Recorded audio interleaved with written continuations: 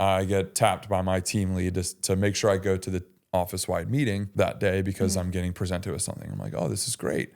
Shit happens when you're out on the field and things pop up and, random things that you can't control happen. And not only did my buyer clog that toilet, but it was apparently overflowing in the house. No. And I missed this part. He took it upon himself to take pots and pans from the kitchen to catch the water overflowing from the toilet.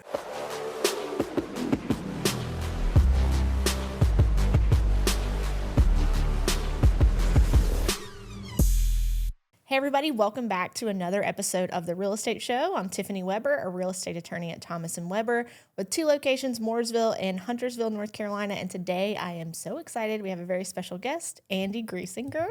Thank you so much for joining us today. I appreciate you having me. And I'm glad that we're in person and not on Zoom. Yes.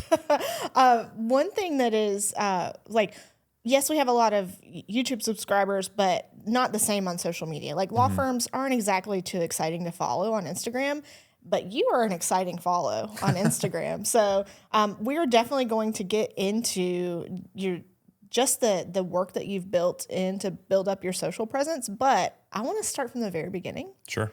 And I want to know how you even got into real estate. So where'd you come from and why did you settle on real estate as a career? So backtracking to college, I went to Virginia Tech, studied finance, was not good at it, but really liked the people aspect of life. And so I became president of my fraternity. I really dove in on that. And may I ask which fraternity? AE Pi, it's the Jewish fraternity. Okay. We did not have that at Wingate. But. Yeah, not a lot of Jews at Wingate, so that's probably why. And so with that, I then ended up, my first job was working for my fraternity as like the nationals guy, and realized pretty quickly that I really enjoyed being around a lot of people and working with people. I was always intrigued by real estate. My grandfather was an attorney and a realtor at the time, and also taught real estate courses. Yeah, that sounds like my dream job, teaching real estate courses. It can be. Yeah, it certainly can be. And so I decided when I left the fraternity job, and when I was doing that, I was literally living out of the back of a car, traveling 7 days a week for the entire semester. I visited over 60 college campuses throughout like the Midwest, parts of Canada, and then the Southeast. Okay. So you're going from 3-person chapters that don't even know how to put a budget together to like 250-person chapters where 100 guys are living in the same house. Yeah. And you have to hang out with them. You have to figure out how to like get them to respect you and get them to, want to work with you. And building rapport really fast with a bunch of college kids is not easy to do. No. But when you're thrown into it and you're just kind of on the fly, like you learn, you figure it out. And so I really enjoyed a lot of that, and then wanted to move to Charlotte because I felt like Charlotte had room to grow. I'm not the smartest. Turned out to be right about that. Yeah. I'm not the smartest guy, but I will say that was probably one of the smartest like decisions and thought processes that I had. I felt like because it was an NFL city, an NBA city with banking supporting all of that. And it was the year 2014 where they switched to the Hornets. Thank goodness. Yeah. So with all of those things happening, it felt like it was kind of primed for growth. And it's 2.5 hours from Blacksburg. I have some family in Asheville, so that's kind of, and some family in the Raleigh area. So that's how I landed on Charlotte. Okay. And I moved here to do commercial real estate brokerage. So I moved here and got into commercial real estate. I worked for Marcus & Millichap, which is just 100% brokerage. Yep. They train you on listings. Only get listings, don't work with buyers, don't work on leases, don't work with tenants, don't work with landlords. Listings, that's it. And so as a 24-year-old who doesn't have a real estate background, doesn't have any real background in Charlotte, that was a major learning experience. That was trial by fire a little bit, I'm sure. Very expensive learning experience, yeah. So I did it for about 8-9 months, didn't even get a client, and ran out of money. Like I literally had $1,000 left to my name, checking, savings, everything, like $1,000 left. But it was probably the best thing that I could have done to help with residential now, because when I started in commercial, the guy that I was working for, like my mentor, and this is like, so you can kind of get a glimpse into the commercial world and how they view residential. I went to go, so they let me start working there before I had my license. And the week of my license, or the weekend of my licensing exam, the guy I was working for said, hey, good luck this weekend. And if you don't pass, don't bother coming back in on Monday. Because if you can't pass that first time, you're not smart enough to be here. Oh my like, goodness. Verbatim words out of his mouth. Wow. So that's like the commercial world. In commercial, obviously with the real estate licensing exam, you don't really have, you pass or fail. It doesn't matter what your score is. Right. In commercial, they will ask you, how many times did you take that real estate exam? And if the answer is more than one, the interview is over. Man, this reminds me a little bit. My first job out of school, I didn't go to law school right after undergrad. I was a pharmaceutical sales rep, and that is kind of how medical device sales looks at pharmaceutical sales. Is like, the med device is like the commercial of the world, and they look at the pharmaceutical sales like, that's cute, Yeah. or a little bit like how some litigation attorneys look at real estate attorneys, like, oh, you're just over there doing your little law stuff, and Doing I'm your in court. closings. Yeah. As a former litigator, I don't agree with that. I think real estate is way better of a practice for me, but that just reminded me a little bit of kind of like the way different professions can have their skew. Their view. Yeah.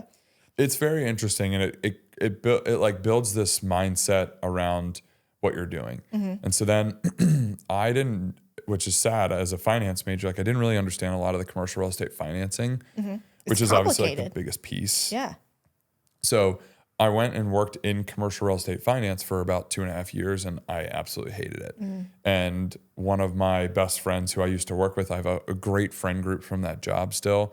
And one of my friends, he's still there, and we always joke and say that my job was just to make him look good. Yeah. Because I was so bad at it. Oh my gosh. And after doing that for a couple of years, I met someone who treated their residential real estate business like a business. And it was very intriguing at that point, because it was like, all right, I don't like what I'm doing. I've learned the financing side of this.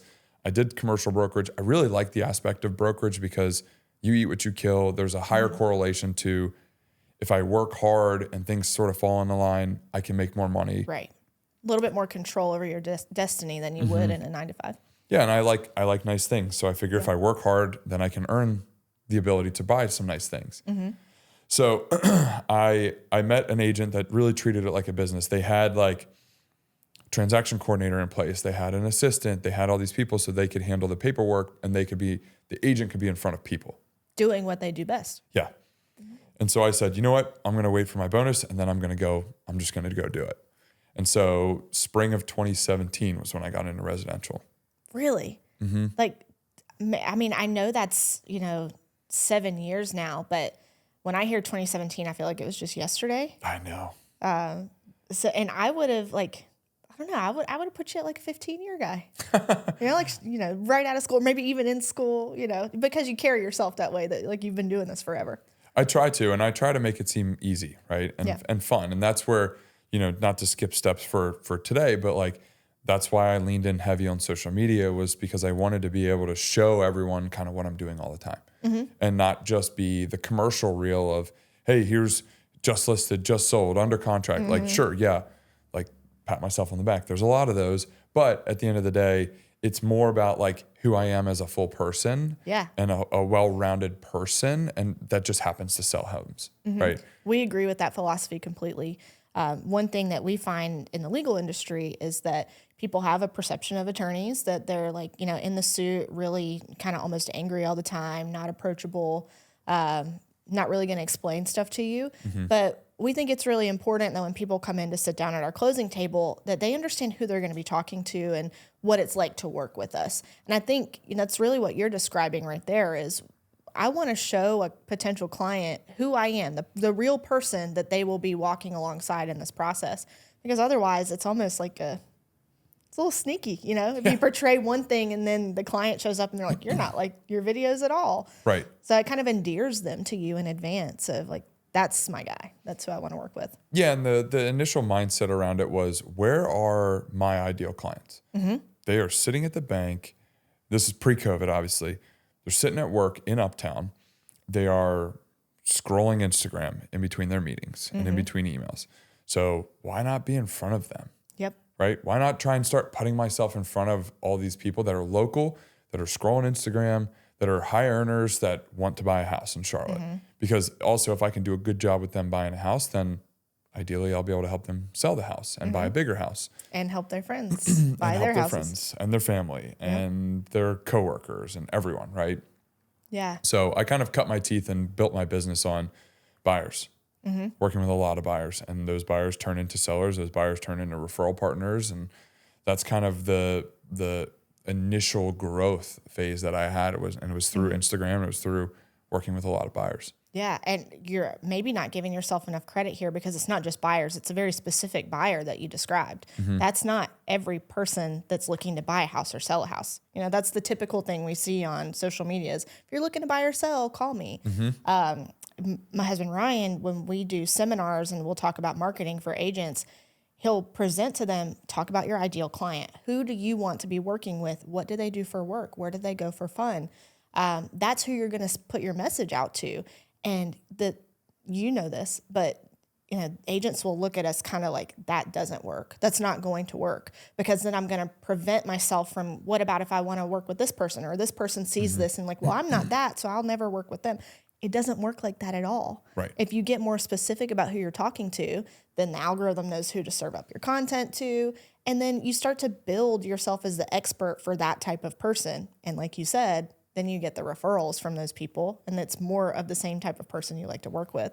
So I think you're being a little humble because you understand so much more of the psychology of this than a lot of the agents that we see, because they're just like, that will never work. And you're proof that it does. Well, and it's very similar to like, we always say, like when I first started, domination by specialization, right? And so just because I say, hey, I'm working with a lot of young first-time home buyers doesn't mean someone who's older is going to be like, he only works with young people. No, they're not going to do that. Right. And then also from that, if you help someone who's in their 20s buying their first home and then their parents are moving to Charlotte, don't you think that they're going to say, hey, mom, dad, like you should work with Andy because he helped me and he was great.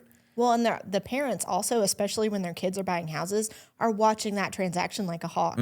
So they've already graded you. Point. So they're going to know you did an exceptional job and want to be the one that works with you. So yeah. And if you think about it, like when you just saying like, if you're looking to buy or sell, like call me, like there's no real, like, sure, that's a call to action, but there's no like hook, right? No one's like sitting there scrolling Instagram. And then by the time they even get to that, because usually they've already scrolled past the video by then or not reading all the caption.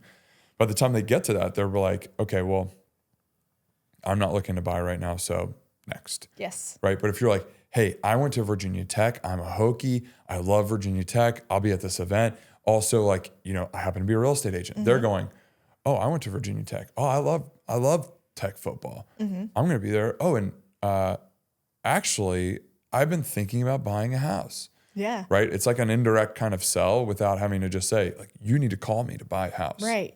We talk a lot about like every piece of content you put out, moving a potential client just one more step closer to doing business with you. So rather than someone going from completely cold, never thought about buying a house, to and seeing your content and immediately being like, I'm buying a house. I've got to work with this person. It's just the next step. And you've got a very good grasp on that. And you're like, all right, what do I do to bring this person along on their journey? Like they're going to buy a house eventually. So let's just get them closer to working with me to do that. Yeah. That's awesome. Now I want to ask you, because you're not new to this. I want to know, what is your wildest real estate story? You've probably seen some stuff. A few things. Yeah. Yeah. And this one might be a little TMI, but it feels fitting because it was literally the very first showing I ever went on. So this was in, I guess, like March of 2017. Okay. A friend of mine, his now brother, like one of my good friends, they're under, like this goes to show, right? One of my good friends, they're under contract on a very expensive home in Charlotte. They introduced me to his now brother-in-law, who was my first client. And because of this one husband and wife, I've sold probably 6 or 7 houses, That's right, really over cool. the years, like millions of dollars in real estate because of one friend. And so he introduced me to his brother-in-law at the time. We played a round of golf. And then a couple of weeks later, the guy was like, hey, I want to go look at some houses, which to me, I'm like, this is great. You're My like, first "Let's client. go." Here we go. And so we went to go look at some condos. The guy wanted to look at condos. We were like in the $200,000 to $300,000 price point, which now is like $400,000 or $500,000 for a same condo. A 2-bedroom went for sale out on Moorhead in Charlotte, like right outside of Dilworth. Okay. And it was one of those where it was lined up with showings all day. We go 9 a.m. and he rolls up with his mom and his stepdad. The client himself is probably late 20s, and then his mom was a little bit older, and his stepdad was like in his 70s. Like it was much older. And so we go in, and what people don't realize is when you're on showings, there's a lot of moving parts, right? You have to make sure that the client is there. You have to make sure you know how to get into the house. You know where the lockbox is. If it's a combo code, what is the code? If it's a Supra, making sure your Supra app is up to date, making sure that you have to take your shoes off in time so the buyer isn't just wandering around the home. Like all these little things, like what do you do with the key once you open the door? Do you lock the door behind you? Do you leave the key in the lock? Like how do you, all these things, right? Making sure people lock all the doors when they open doors, whatever. So we go in, I'm still trying to like get my bearings, like holding onto my MLS sheet, the key, all this other stuff. And we're walking around, and it's a 2-bed, 2-bath. And in the in the guest bathroom, on top of the toilet, it says, toilet's broken, do not use. You see it, you don't think much of it. And then we're walking around, and towards the end of the showing, my client's stepdad was like, hey, I'm going to use the restroom. I'll be right back. I'm like, okay, fine, whatever. Oh, no. He goes into that bathroom. I didn't even think anything of it because like it never dawned on me, like, don't use that toilet. It Also, says it's there's broken. a sign. But a guy in his 70s, it's like he doesn't care about signs. Yeah.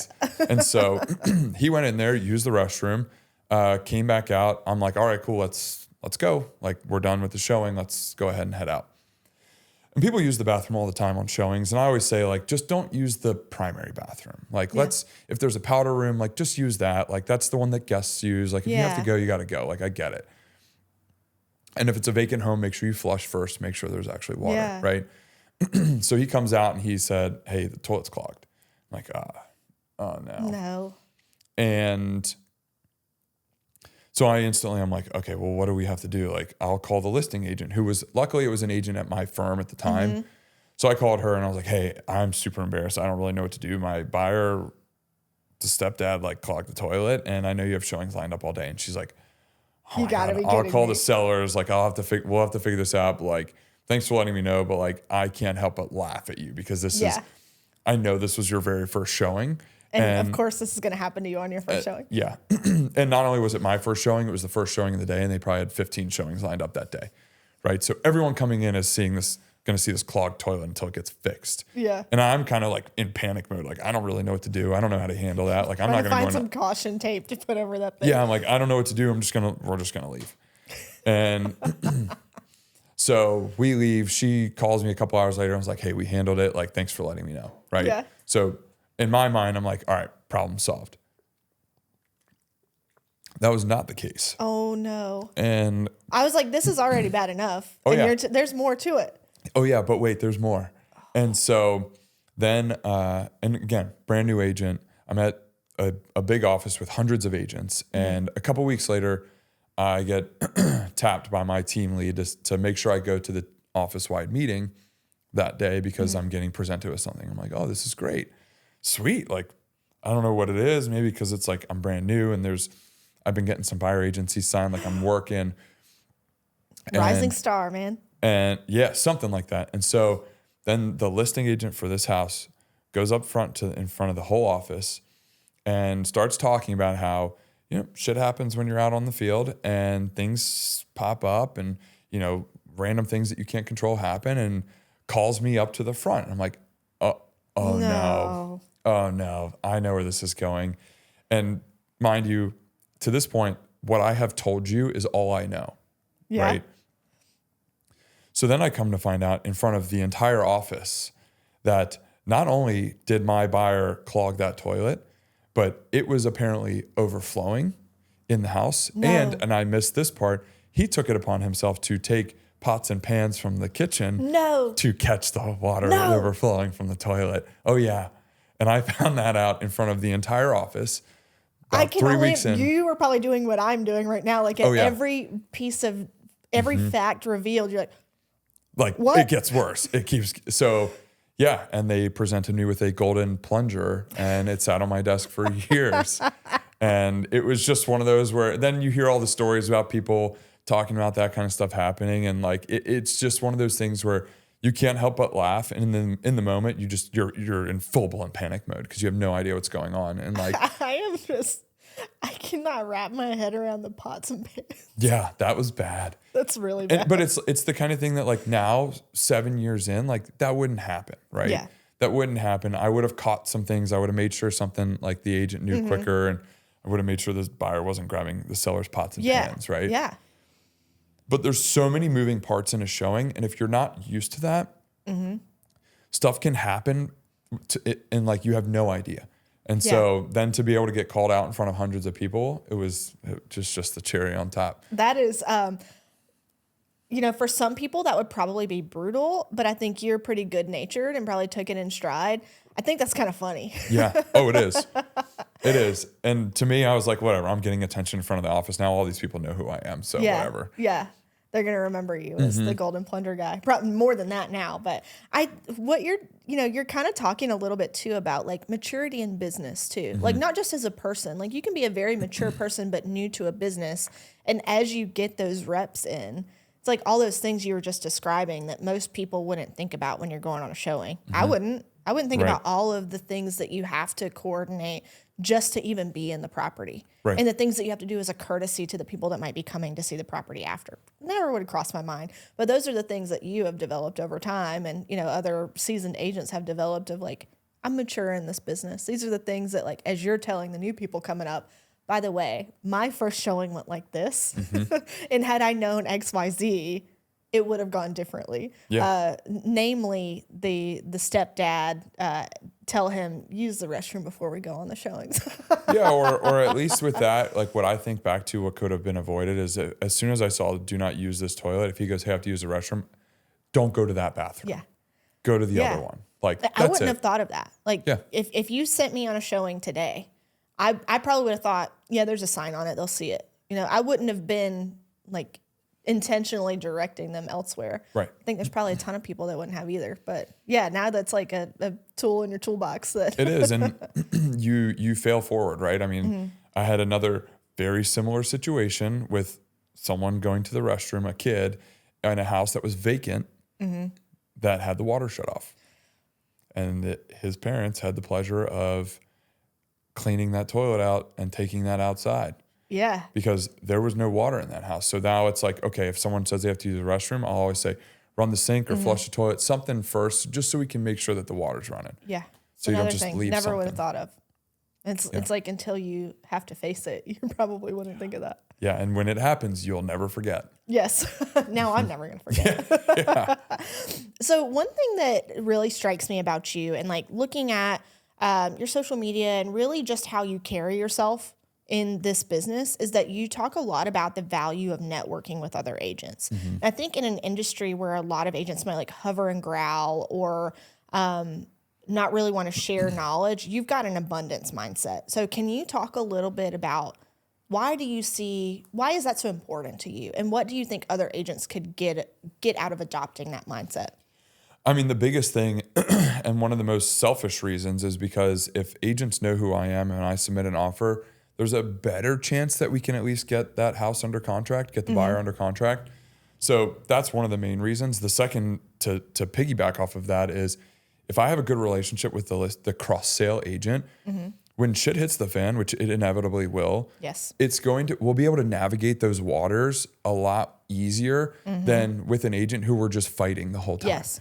Right. And so many agents get so emotional and emotionally tied to these deals which obviously we do. Most of my clients are my friends, but I still have to then detach the emotion and think, okay, what is the next step? How can we move this forward? Even if we're inching forward, even if it isn't going to make something happen, but it gives us the opportunity for something to get a coin flip of an extra 50% chance, like whatever it is, we have to keep moving forward. Yes. And a lot of agents, I think, just would rather be the hero because they watch it on TV and they see, agents battling over $2,000. And it's like, why don't we just make the client happy?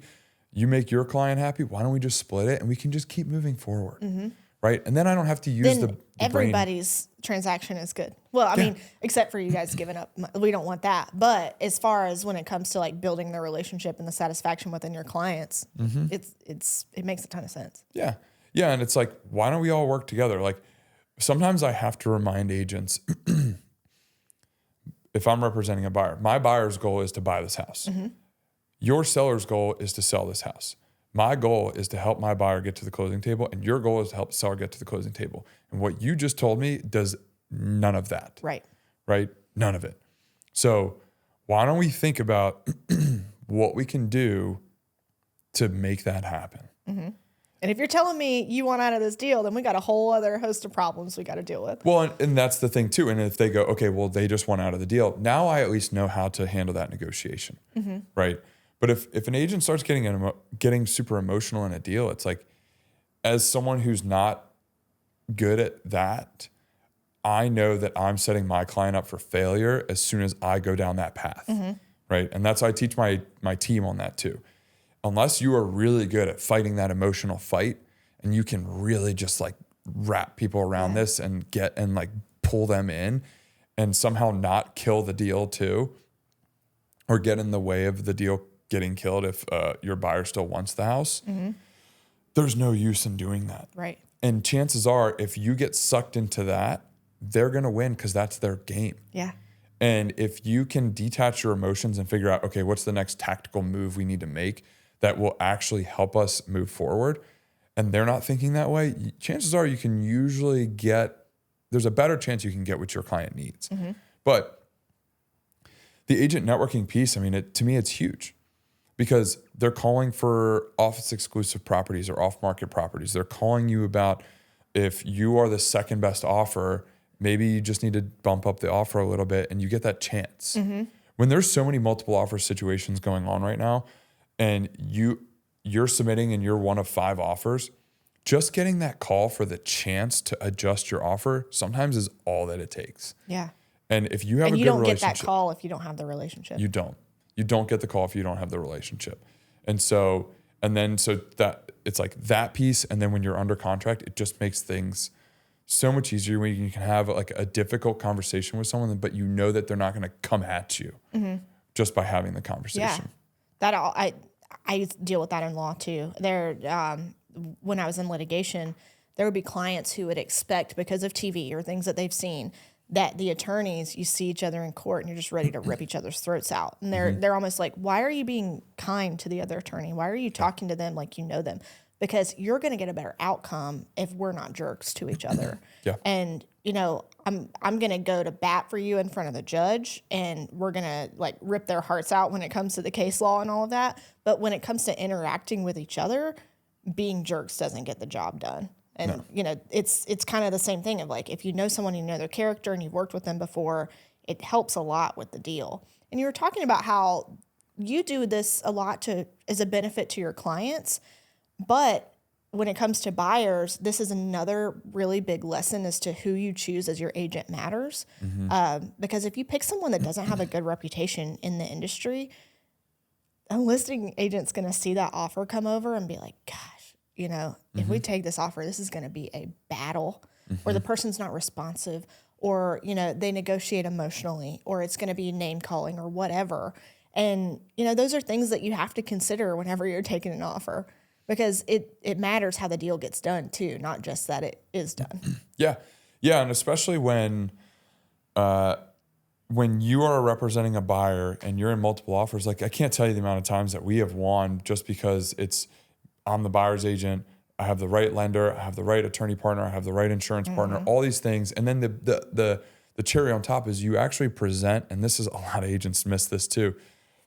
You have to present the offer in a way that is well-rounded and complete, right? And I tell buyers, I say, when they go, well, why should I pick you over Joe Blow over here? And it's like, well, because I'm going to not only make you look like my job isn't necessarily just to find you the house. My job is to make sure that when you find the house that you like, that I can present you and me as this package deal to the seller and the listing agent. And they we are want the to work number with, one option. Yeah. And it's not just the purchase price. It's the purchase price with me representing you. and they want to work with me. Yeah, because that goes to, are you going to close on time? What are the negotiations for repairs going to be like? It's everything. It's really not just, did we end up signing all the paperwork and the deed getting recorded? And you mentioning the lenders and attorney partners and the insurance, everybody. I mean, as an attorney, when I get a title request from some lenders, I cringe because I know that closing date is not going to be met. Because, for whatever reason, it's just not. They can't pull it off. They'll say, we can close you in 14 days, and they can't do it.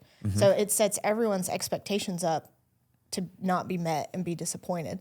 And a seller really, really doesn't like that. When they're told they're going to close on a certain date, they're expecting money on a certain date. So when that gets pushed, not good news. Yeah, and then also it's like when you're in the deal and it goes sideways. Like it brings me back to literally a year ago today. Not like exactly today, but within like a week or two. I was negotiating on one of the biggest deals I had at the time, my first transaction over $2 million. And my buyer just was stuck on a specific number with the repair negotiation. And it was heated. It got really heated. And they won the house in multiple offers. We weren't even the highest offer because the listing agent is a very, very close friend of mine, one of my best friends. And he said, he's like, look, I know that you're going to make this work. So like, we're going to work with you. And so then when we were under contract and my buyer was kind of being very difficult. I mean, not in a bad way. It wasn't unrealistic or unreasonable. It was just, they had a number and they were either going to get the number or just walk. And it got to the point where I had to call the agent and say, my big thing is, how do we bridge the gap, right? Yeah. Can we get that to the smallest gap? Can we make it happen between the buyer and the seller? And if not, how do we bridge this gap? And so it was $20,000. And, a $2.3 million house is a decent commission. It wasn't like we were both getting 3% by any means. I think we were each making like 2%. But still, with a $20,000 gap, I called the listing agent and said, look, man, I hate to ask this, but would you chip in 10 if I chip in 10? And he was not happy and literally said, if it was anyone else in this town, I would have told them to fuck off and send me a termination. Yeah. But because it's you, give me like an hour to cool off and I'll probably do it. I just need to like digest this. Yeah. And then I'll let you know. Yeah. And we closed the deal. Yeah. That's huge. Because $20,000, I know it's an over $2 million transaction. That's big. It's a lot of money. It's a lot of money. And the fact that one, you were willing to do it, but then had the relationship with another agent to even feel comfortable enough to make the ask. I mean, there's some people that, like, we're not getting anywhere if we even try this. Yeah. And you having the ability to go to this person that you're tight with, and the fact that it worked out. This makes me think, the buyer that you're describing doesn't seem like they're, like you said, not unreasonable, but I'm sure you've dealt with some unreasonable people. Have you ever had to fire a client? Oh, yeah. Yeah. What's the thing that, like, what's your final red flag of, like, this person's got to go? It's when, for me, I start raising red flags when people ask questions and then I give them answers. And I'm fine with someone who asks tons of questions, right? It's a very daunting process. And like, without even getting into any of the NAR stuff, it's like buying and selling real estate is very difficult and very nuanced. And it's a very tedious process. And there's a lot of things that go into it that people just don't understand if they're not doing it every day. And so I don't mind when people ask questions, but it's when they ask questions and then either they don't listen and then like we're in the transaction and they try and terminate and I say, well, you're going to lose the due diligence, and they get mad. It's like, I couldn't have explained this more to you and how this works. And I even put together a document that you signed that says you know what this means. Yeah, like red flags or, blinking lights. If you terminate, you're going to lose this money. Right. So it's when people start fighting me on the advice that I'm giving. And it's one thing to challenge me. I like being challenged. Don't just take everything I say, but like challenge me a little bit. But when people start fighting me on it or not listening, it's like, okay, I don't think this is going to work. Right. Or if I've had buyers where they have a specific budget, a house pops up in that budget, I send it to them. They go, oh, I wouldn't pay that much for that house. I would rather this, or they're just talking about like very unrealistic expectations with pricing. The house hunters effect, the I'm sure you've seen all the memes where like, I raise butterflies for a living and Right. he makes crayons and our budget is $6 million. You know? Right. Like, it's kind of. Well, it's more like, okay, the budget's 500, a house pops up for 480 and it's a 3.2. And then they go, okay, well, I think it should be a 4.3 at that price or half an acre at that price, not a quarter acre. I wouldn't pay that much. And it's like, okay, well, just so you know, what the market is. Yeah. And it's like any homes that are 4 bedrooms, like you're $150,000 more. And they're like, no, that's not how that works. And I'm like, okay. Well, it is. And you're not going to find what you're looking for with me or anyone else. It's like, maybe you take that $500,000 budget and go buy a time machine. Yep. Like, you might be able to buy, I don't know if it'll work, but you could probably buy something. right. So it's stuff like that. It's when people start rattling off these expectations that I know are either unrealistic or just maybe they are a little higher than what I expect out of myself, right? It's like, hey, look, this just isn't, I don't think this is going to work. Yeah. It's good that you're able to recognize the type of person that you don't want to work with. I mean, you articulated very clearly who you do want to work with and also very clearly who you don't. And I think what you're describing is who you don't want to work with is who most agents don't want to, but they don't have that confidence in themselves to say, I'm not the right person for you. Yeah. Try again.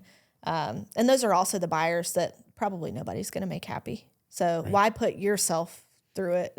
And they're probably the buyers who are going to end up going and trying to represent themselves, buying houses come this summer, and then they're going to end up in a world of hurt. They're going to lose all kinds of money in repair negotiations. They're going to be out due diligence money that they didn't think they would be.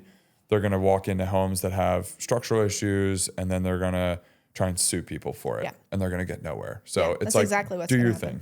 Well, since we're kind of on that topic, let's talk about the settlement. I mean, I know I've got a deep understanding from a legal perspective. I went through the document because, as you know, there's a lot of misinformation out there about what it really says and what it doesn't. And if we're looking at North Carolina stuff, very little in terms of obligations changes, but the two big things that change are big. So I'm curious, this is the first time I've had a chance to talk to an agent one-on-one about what you think about it and kind of what would you say to other agents who are freaking out about this right now? I think it depends on what state you're in, right? Yeah. We were saying this earlier, like I'm part of a mastermind that's very heavy on California agents, and they're freaking out right now because they've never even had a buyer agency, which we've always had, right? And we're supposed to get the buyer agency signed at first substantial contact with the buyer. So technically we're supposed to have that signed pretty early, right? And so to me, depending how people come at me and present the NAR settlement to me is how I will handle the conversation. Yeah. If someone thinks that now they get to negotiate commissions, I'll happily remind them that they've always had the opportunity to negotiate commissions on the sell side and on the buy side. If someone says, this is great, now I don't have to have a buyer's agent, it's like, you've never had to, right? And I go, so what do you think is like the actual change, right? Yeah. And they'll list off those things, and I'll go, the only real material change that I see right now is that any MLS that is part of the NAR will no longer be able to advertise what the buyer agent gets paid. That's it. And if Canopy MLS, which is part of the Charlotte region, decides to unaffiliate from NAR in that time, then technically nothing changes, right? And the other change is that a seller can choose to pay. Before this, a seller could pay a buyer's agent as little as $1, and now it'll be $0. So it's like, you've always been able to negotiate that. Yeah. And there's different conversations to be had with buyers. There's different conversations for sellers, for investors, for agents, for everyone, right? So that's where I think it really depends on who you're talking to, and also what they've clearly read and how they've come at you. Because it is kind of sickening seeing all these articles saying that. And there was a video of the president, and all politics aside, you could be the biggest supporter of Joe Biden. As a realtor, this is the most pathetic thing that's ever come out. He actually said that with the NAR lawsuit, for the first time in history, sellers have been able to negotiate commissions with agents. Oh my gosh. And it's on the agents to reduce their commissions to help out home buyers and home sellers. He literally said that. That's not correct. Yeah. So it's like, the amount of misinformation is insane. And that's where it's on the agent community to, and sure, there will be opportunistic agents who will start flat fee buyer agency. There's always been those for the listing side. There's been institutional companies that have come out and started Open Door, OfferPad, any of these kinds of companies that Zillow, who basically have said, we'll let the buyers buy the homes by themselves. Yeah. And agents are still here. So there's proof that there's value in having a professional representative. And now it's like, okay, all right, if this is actually going to happen and there's going to be major changes, a lot of agents, especially the good ones, are starting to compare us to the law community, the doctor community, all these different communities that are like, you kind of get what you pay for. So, hey, Mr. Seller, like, yeah, sure, you want to pay 2%. All right, cool. Like, get ready. Yeah. Because we're going to have buyer's agents coming at us. And the big thing that I'm talking to sellers about right now is what you offer to a buyer's agent is a form of marketing your home.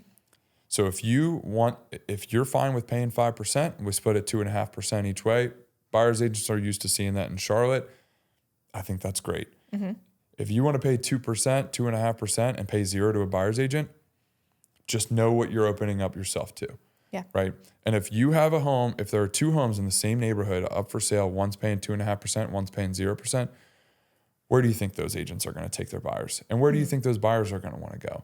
Yeah. Because if a buyer has an agent that they like and that buyer likes the house with 0% and it becomes a pain in the butt to try and figure this out and the buyer has to pay another 2 to 3%, they're just going to go take the other house. Yeah. Yeah. You make a lot of good points, especially that, part of the lawsuit was that with any profession, I've said this repeatedly, there are good people that are good at it and people that are bad at it. And those that are maybe not so good at it, they would say, well, you have to pay 6% and we have to split it equally, and basically removing the choice from the seller. And if we look at that as that's what the lawsuit was about, then yeah, it's to kind of punish the agents that don't educate their clients and mislead them as to what they are allowed to do. And a lot of the headlines are like, the settlement agrees to end 6% commission, so on and so forth. Well, that was never a standard to begin with. It was actually illegal. Yeah. Illegal for us to say, this is the standard commission. It was illegal for us to say that. So the people that were behaving illegally are the ones that brought all this about, But one of the things that I noticed in the settlement is most of the things that were agreed to do are things that you already can't do. So it was an easy thing for NAR to say, all right, we will prohibit these things because they already have. This is, all right, it makes the class action plaintiffs feel good because they got to win, that there is a strong, prohibition against these things. Well, guess what? Internally, there already has been. So when you look at what actually changed, like you said, it's really not very much. I definitely see how the fact that the offer of compensation to a buyer's agent not being able to be publicized in MLS, I think that's going to scare some buyers. But if the education is done properly to help a buyer understand really what they're getting, like anybody can go represent themselves in court. Should you? Not always. Right. So that comes to attorneys to have to educate on their value of what do we do for you that you shouldn't represent yourself. Right. Are you going to go replace your knee on your own too? Yeah. Yeah. I mean, it's it really comes down to now agents being confident enough to show their value. And I think there's plenty of evidence to prove it. Just how do you get your message out there? So that brings me to my next question. I wasn't even intending to segue into this, but I want to talk about, you're very well known on Instagram because you've built up a big following, and a lot of people will see that and be like, oh man, he just blew up. You didn't just blow up. It took you time and effort. And if you're willing to share a little bit about like, what do you think made the biggest difference for you? And also like, how long did this really take you to build up this community that you've got? I'd say it took about 3 years to really start seeing the results of that. It's something I've been focused on every single day. Yeah. For hours a day, right? Responding to DMs, posting stories, posting things that I'm doing, all of that kind of stuff, right? Yeah. And it was a lifestyle investment, Yeah. right? That's how I viewed it. Was okay. I am opening up my life to people, to everyone. I am now going to not just be Andy the realtor. I'm going to be Andy, this guy that understands Charlotte, who happens to sell houses. And so I got really intentional with it when I was told I was going to be featured as a rising star in Charlotte Real Producer magazine in 2018. My thought process was, I want as many people as possible to see this. Yeah. When I post that I'm going to be featured in a magazine, like I want everyone to see it. Yeah. And at the time I had like 3,000 followers, and I was doing and look, I'm not ashamed to admit it because it was allowed back then. I was doing very targeted following and unfollowing of people for about a year and a half. And then Instagram caught on and they stopped letting people do that. Yeah. But I learned how to do that in order to grow my following locally. So I was going in and engaging with people who were engaging with local accounts. So if the Crunkleton opens up, right? People in Charlotte know what that is. You know what that is. You've probably been there. But someone in San Diego is not going to know what the Crunkleton is, nor are they going to care. Yeah. And they're not going to hire you to buy a house in Charlotte because they're not. Right. And if Barrel and Fork, right, that's up here at the lake, if they post a cool video of a cocktail that they made and all these people start engaging with it, chances are those are local people. So then I go in and start engaging with all those people. And then when they come to my profile, they see, oh, this guy's pretty polished. He's in real estate. Like, this is kind of cool. Like, there's nothing special. I'm just a dude that sells That's houses. your humility talking too. I mean, you're willing to put in the work and study. So you're a little bit more than just a dude, but I get your point. Yeah, but it's like the selling. I don't have the selling sunset effect, right? I'm not like on the TV shows. I'm not like selling these $10 million houses every day. Like my average price point, especially back then, was like $350, right? So it's like it wasn't anything special, but it was polished and it was consistent. And my thought process was always, if someone comes to my page, what are they going to see? And can I get them to hit that follow button? Yeah. Right? Are they going to like what they see? And am I going to be able to keep them in my world? Well, you've figured it out. Yeah. With that, I will let you go about your day. I just want to say thanks again for taking the time to, one, venture out of Charlotte. It's got everything you need, but you still came to Mooresville to record with us, and just taking the time to share your knowledge and your journey and how you have, become this, and you're not stopping anytime soon. So it's really cool.